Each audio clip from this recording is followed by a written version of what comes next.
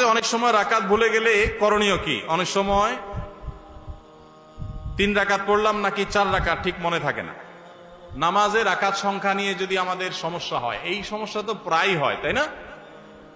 আজকাল যে পরিমাণ দুনিয়ার ধান্দা, নামাজের রাকাতের হিসাব মনে থাকে না। তো রাকাত সংখ্যা নিয়ে যদি আমার ঝামেলা হয়, মনে না থাকে, তাহলে আমি কি করব? আমি দেখব যে আমার কোনটার দিকে প্রবল ধারণা জাগে।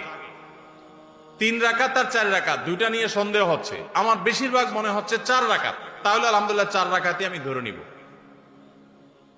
আর যদি বেশিরভাগ মনে হয় 3 রাকাত, তাহলে 3 রাকাতই আমি ধরে নিব। প্রবল ধারণা যেটা হবে সেটাই আমি ধরে নিব এবং শেষে সিজদা সাও দিয়ে নিব।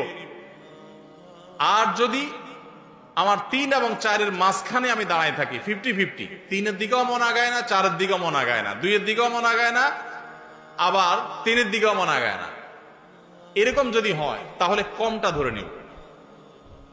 পরিষ্কার হাদিসে নবী সাল্লাল্লাহু আলাইহি ওয়াসাল্লাম নির্দেশনা রয়েছে ব্যাপারে। যেমন 3 আর 4 নিয়ে যদি ডাউট হয় এবং 50-50 থাকেন, মাঝখানে দাঁড়ায় আছেন, কোনো দিকে মন টানে না, তাহলে আপনি 3 ধরে নেবেন।